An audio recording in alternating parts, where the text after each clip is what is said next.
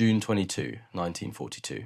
A field headquarters outside Tobruk, Libya. The dust had barely settled. 35,000 British and Commonwealth soldiers were filing into captivity. 2,000 tons of fuel, 5,000 tons of rations, and 2,000 working vehicles sat waiting to be claimed. Field Marshal Erwin Rommel, promoted that very morning by radio signal from the Führer's headquarters, stood over a map table with a man he did not want to see. Field Marshal Albert Kesselring had flown from Rome to deliver a single message: stop, turn around. Malta first. That was the agreement. Rommel had no intention of stopping. This is the story of two German field marshals who spent more time fighting each other than they spent fighting the British. How Rommel and Kesselring clashed over the decision that lost North Africa, how their rivalry paralysed an entire theatre of war, and how the man who was ignored proved his case in the most devastating way possible, by winning alone what they could never win together. This is the story of a command structure designed to fail, and the 250,000 soldiers who paid the price when it did. To understand why two field marshals stood arguing in a Libyan dust storm, you need to understand how radically different they were. Rommel was an infantryman to his bones. He had won the Palm Merit as a young lieutenant in the First World War by storming Italian mountain positions with a handful of men, improvising tactics on the move, exploiting every gap the enemy left open. He led from the front, sometimes so far forward that his own staff could not find him for hours. In France in 1940, commanding the 7th Panzer Division, he personally rode in the lead tank during river crossings. His men worshipped him. His superiors found him impossible. He had no general staff training, no aristocratic connections, and no patience for the bureaucratic machinery that governed the German officer corps. What he had was an instinct for the decisive moment that bordered on the physical. The Germans had a word for it: Fingerspitzengefühl, the feeling in the fingertips. Kesselring was the opposite in almost every respect. A Bavarian artillery officer who transferred to the Luftwaffe in 1933, he had rebuilt the German Air Force's administrative structure and commanded air fleets during the invasions of Poland, France, and the Battle of Britain. He saw warfare through a broad operational lens, integrating air, sea, and ground forces into a single coordinated effort. Where Rommel was impulsive, Kesselring was methodical. Where Rommel antagonized his allies, Kesselring charmed them.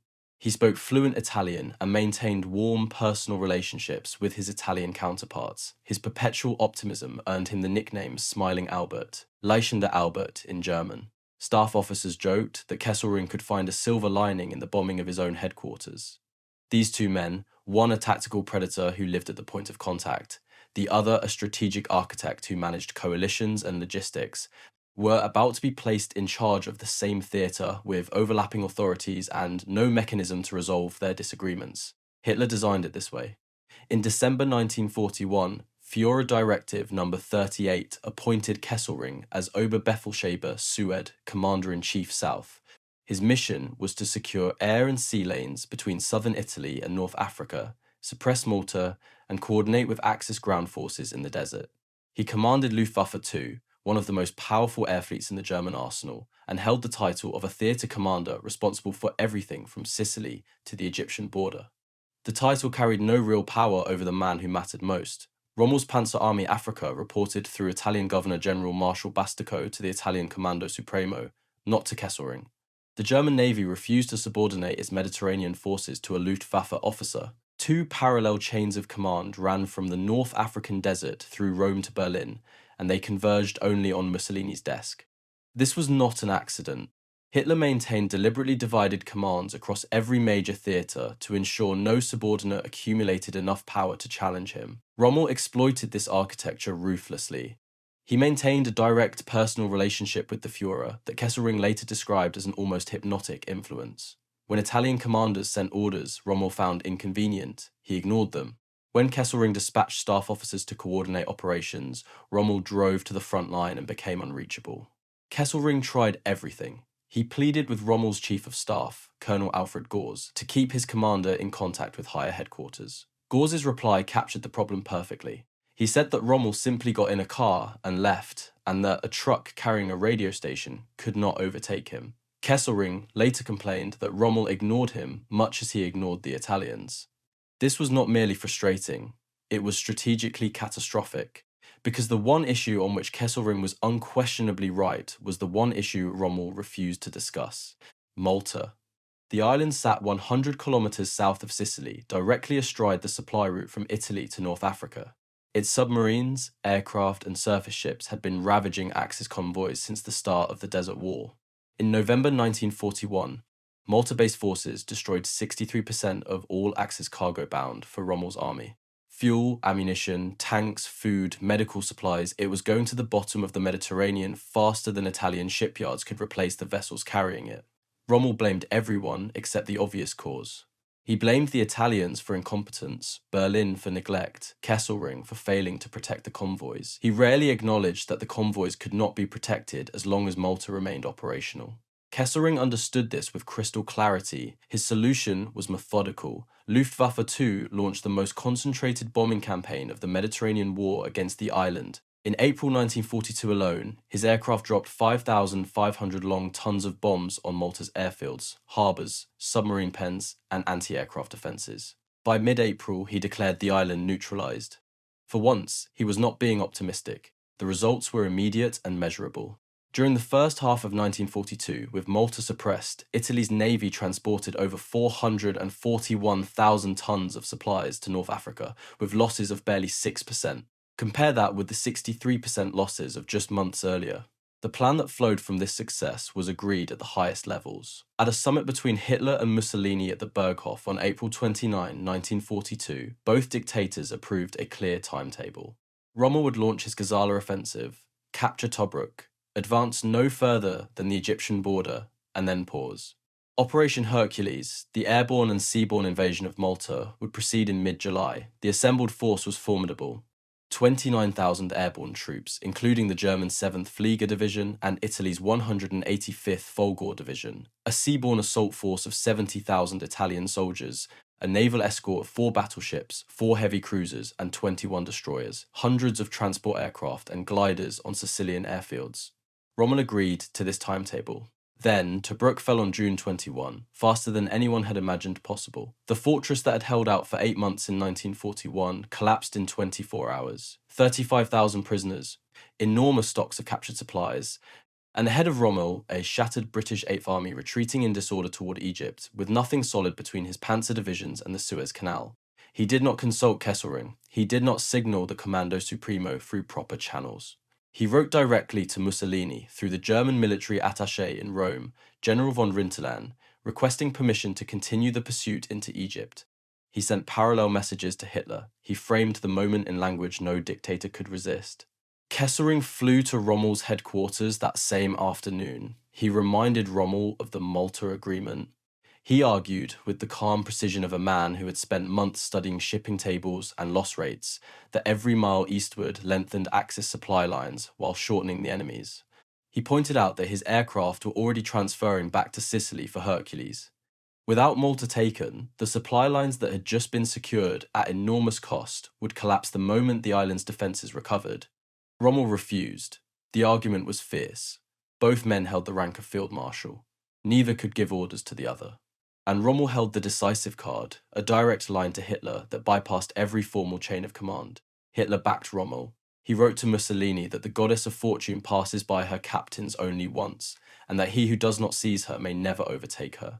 By June 24, Kesselring bowed to the fait accompli. Operation Hercules was formally cancelled. The 29,000 paratroopers assembled for it, including Fallschirmjäger Brigade Ramke and the elite Folgore Parachute Division, were shipped to North Africa as ordinary infantry to fight in a ground role they had never trained for in a theatre that could not feed them. Most of them would never come home. The supply statistics tell the story of what Rommel's decision cost in terms that cannot be argued with. During Malta's suppression, Axis shipping losses had dropped to 3%. By August 1942, with Malta's aircraft and submarines fully operational again, 35% of all supplies bound for North Africa were being destroyed. The fuel figures were worse still. 41% of fuel shipments went to the bottom. In September, Rommel received only 12,000 tons of the 50,000 he needed monthly, barely 24% of the minimum. By the first week of October, not a single barrel of fuel reached North Africa at all. 2 tankers were sunk by Malta-based torpedo bombers. A third lost its entire cargo to submarine attack. Over 100,000 tons of supplies destined for the Afrika Korps lay on the Mediterranean floor. Rommel went into the decisive battle of the Desert War with 3 days of fuel for his tanks. Kesselring had been right about every single prediction he made. He said the supply lines would collapse. They collapsed. He said Malta would recover. It recovered. He said Rommel would outrun his logistics. He outran them. Montgomery's 8th Army attacked at El Alamein at 10 in the evening on October 23, 1942. The numbers were overwhelming. 195,000 men and 1,029 tanks against Rommel's 116,000 men and 547 tanks. 730 aircraft against 496. Over 1,000 artillery pieces opened the barrage simultaneously, the largest British bombardment since 1918. Rommel was not there. He was in a hospital in Germany, recovering from exhaustion, low blood pressure, and chronic digestive illness. His deputy, General Georg von Stumer, drove to the front on October 24 to assess the situation, came under fire, and suffered a fatal heart attack. His body was not found until the following day. Rommel did not return until the evening of October 25, by which time half his armour was burning in Montgomery's minefields. By November 2, Rommel had 90 operational tanks against 800 British. He signalled Hitler that his army faced annihilation and began planning a withdrawal to Fuka, 50 miles west. Hitler's reply arrived on the afternoon of November 3, the infamous victory or death order. There would be no retreat, not so much as 1 millimetre. Rommel obeyed. For 36 agonising hours his army held in place while Montgomery's armour punched through the widening gaps. The 51st Highland Division and 5th Indian Brigade drove wedges into his crumbling front. On the morning of November 4, British tanks of the 1st and 10th Armoured Divisions severed his main supply route along the Rahman track. Only then did Hitler reverse himself. The delay had been catastrophic. Rommel's motorised units could still escape, though barely. But the non-motorised Italian formations, including the Folgore paratroopers, who should have been assaulting Malta's beaches instead of dying in Egyptian sand, lacked the vehicles to retreat. They were encircled and destroyed almost to the last man. In a turn that captured the strange dynamics of the rivalry, Kesselring supported Rommel's decision to withdraw, breaking with Hitler's stand-fast order. The pressure to hold to the death came not from the man Rommel had defied for 2 years, but from the Führer and the Italian High Command. British casualties at 2nd El Alamein totaled 13,560, including 2,350 killed. Axis losses exceeded 37,000, with 30,000 taken prisoner. Rommel's retreat would cover 1,500 miles over 3 months, from El Alamein through Mersa Matruh, Tobruk, Benghazi, El Agheila, Buerat, and finally Tripoli, which fell to the 8th Army on January 23, 1943. If you are finding this valuable, a quick subscribe helps the channel bring you more stories like this. Now, back to Africa. On November 8, 1942, the Allies landed in Morocco and Algeria.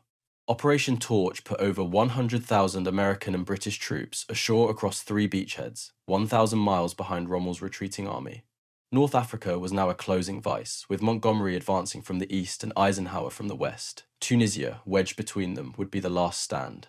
Kesselring reacted with a speed and decisiveness that Rommel himself might have envied. On November 9, he received a free hand from Hitler and flew the first German transport aircraft into Tunis. By November 12, Axis troops had seized the capital and its airfield. Within 2 weeks, 25,000 German and Italian soldiers with 64 tanks held bridgeheads at Tunis and Bizerte. Colonel General Hans-Jürgen von Arnim arrived on December 8 to command the newly created 5th Panzer Army. The command situation in Tunisia was now worse than anything that had preceded it. 3 strong-willed German generals, Rommel, von Arnim, and Kesselring, competed over strategy in a theatre that was shrinking by the week. Von Arnim was a well-born Prussian aristocrat who regarded Rommel's middle-class origins and media celebrity with undisguised contempt. He considered Rommel's fame overdone and resented, taking direction from a man he viewed as his social and professional inferior.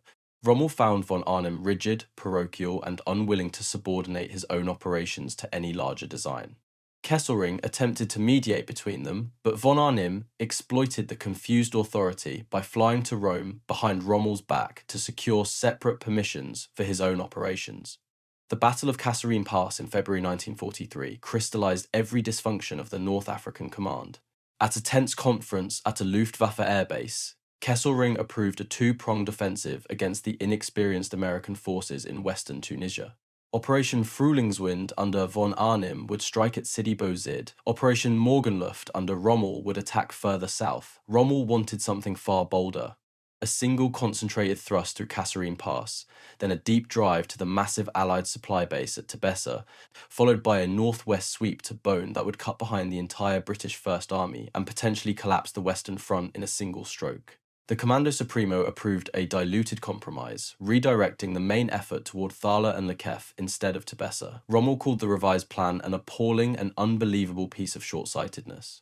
Von Arnim compounded the damage by withholding his Tiger tanks from the offensive despite direct orders to release them. He kept them for his own local operations in the north, gutting the striking power of the one attack that might have achieved something decisive. The results were tactically impressive and strategically empty. American forces were pushed back 50 miles, suffering approximately 10,000 casualties and losing 183 tanks, 208 artillery pieces, and 512 vehicles. Axis losses were roughly 2,000 men and 20 tanks, but stiffening resistance from British reserves and American artillery halted the advance within days. By February 22, the opportunity had evaporated. Kesselring's Chief of Staff, Siegfried Westphal, flew to the front and argued there were still possibilities. Rommel refused. Army Group Africa was created on February 23 with Rommel in nominal overall command, but the title was hollow, his body was failing. 2 years of desert warfare, chronic illness, jaundice, fainting spells, and dangerously low blood pressure had hollowed him out. Fritz Bayerlein, his chief of staff, praised his firmness, devotion to his troops, and speed of reaction, but Kesselring observed something darker. The old Rommel he had known would not have passed up the opportunity at Kasserine. Defeat at the hands of Auchinleck and Montgomery had permanently dented his confidence. His final battle in Africa was at Medellin on March 6, 1943. Montgomery, forewarned by ultra intercepts with precise detail of the attack plan, had massed 400 tanks and 470 anti-tank guns into a defensive wall. Rommel lost 52 tanks and 635 men. Montgomery suffered 130 casualties and did not lose a single tank. Rommel departed Africa on March 9. He flew to Rome, then to Hitler's headquarters, where he pleaded for the evacuation of Axis forces from Tunisia before a second Stalingrad consumed them. Hitler refused. Rommel never returned. Von Arnim fought on for 2 more months. On May 13, 1943, the last Axis formations in Tunisia surrendered. The British official history records 238,243 unwounded prisoners taken, including 101,784 Germans and 89,442 Italians. The catastrophe was so vast that Germans coined their own word for it, Tunisgrad. In raw prisoner numbers, more Axis soldiers surrendered in Tunisia than at Stalingrad, where approximately 91,000 were captured. Now comes the part of this story that transforms it from a tale of rivalry into something far more consequential. When the debate over Italian strategy arose in mid-1943, Rommel and Kesselring disagreed for the final time. Rommel, his confidence broken by 2 years of retreat, argued for abandoning southern and central Italy entirely, pulling all forces back to a defensive line across the northern Apennines. Kesselring argued the opposite with characteristic optimism. Italy was infinitely defensible, a long, narrow, mountainous peninsula where a handful of divisions could hold terrain that would cost the Allies months of blood to take. He estimated he could hold south of Rome for 6 to 9 months with just 11 divisions, whereas Rommel's northern retreat would surrender the country's most productive agricultural land and industrial capacity while requiring 20 divisions to defend a longer front. On September 30, both men presented their cases to Hitler. Hitler sided with Kesselring. Rommel was reassigned to France to inspect the Atlantic Wall. On November 21, 1943, Kesselring assumed sole command of all German forces in Italy as Oberbefehlshaber Swed West and commander of Army Group C. What followed was a defensive masterclass that stunned the Allied High Command.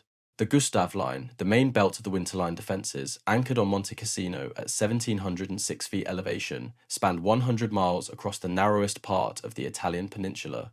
It held from November 1943 to May 1944. 6 months of continuous combat, 4 separate battles for Cassino alone.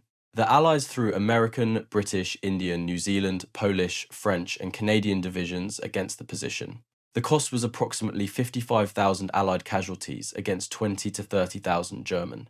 At Anzio, on January 22, 1944, the Allies landed 36,000 troops on beaches behind the Gustav Line, 60 miles south of Rome. It should have been a war-winning envelopment. Kesselring contained it within hours. His chief of staff, Westphal, the same officer who had once tried to keep Rommel on a radio leash in the desert, issued the containment code word Case Richard within 60 minutes of the first landing craft touching the beach.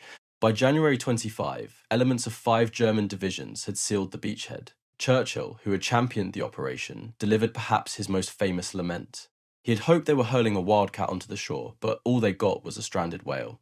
The Gothic line in the northern Apennines held from September 1944 to April 1945.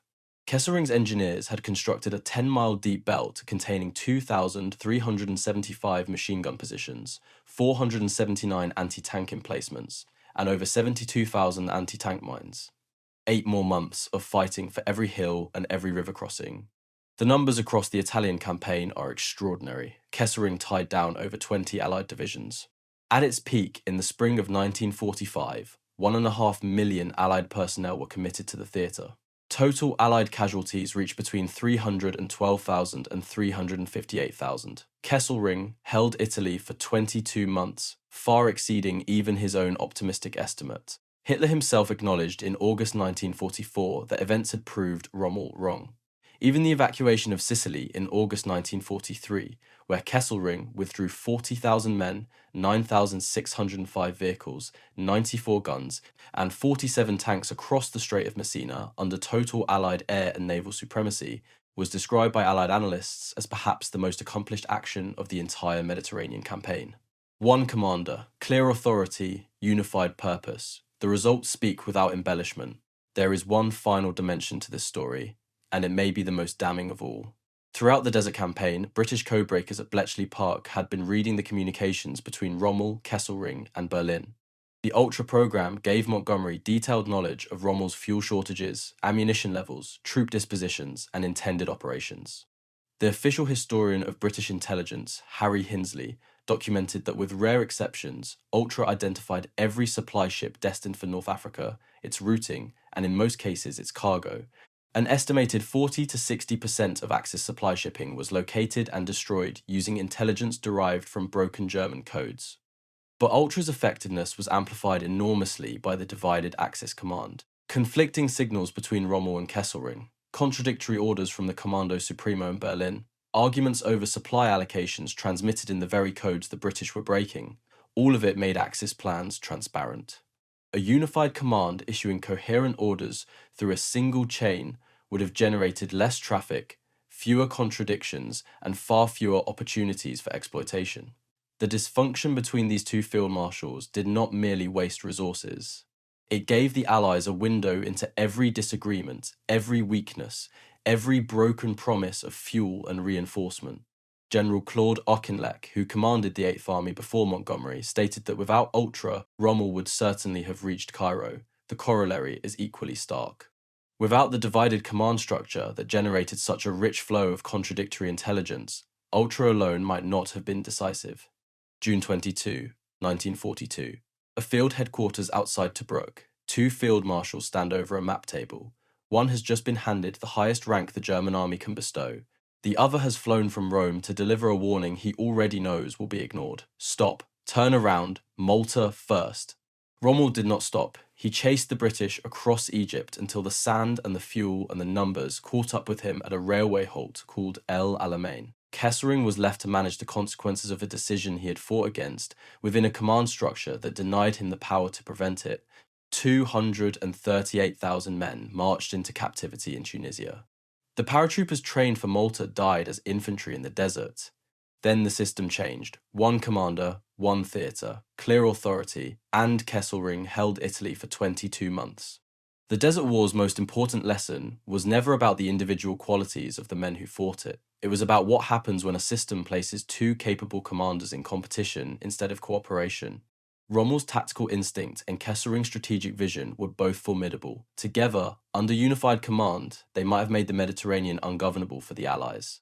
Apart pulling in opposite directions within a structure designed to prevent either from succeeding, they guaranteed the very outcome both were trying to prevent. The Allies did not simply outfight the Axis in North Africa. They outcommanded them. And the men most responsible for that failure wore German field marshals' batons.